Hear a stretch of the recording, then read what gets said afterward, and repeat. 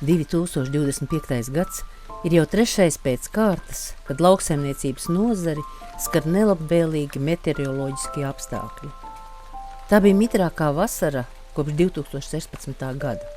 Intensīvo nokrišņu ietekmē strauji paaugstinājās ūdens līmenis Austrum Latvijas upēs, daudz viet aplūda palienes, zemākās reljefa vietas un lauksaimniecības zemes. Ilgstošās lietavas radīja postījumus arī meliorācijas sistēmām.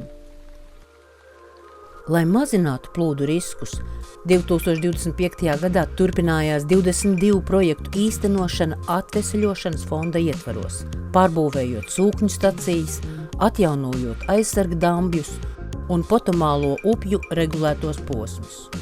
Neskatoties uz nelabvēlīgiem laikapstākļiem, pārmitru augsni un periodiski slēgtiem ceļiem, būvdarbi turpinājās.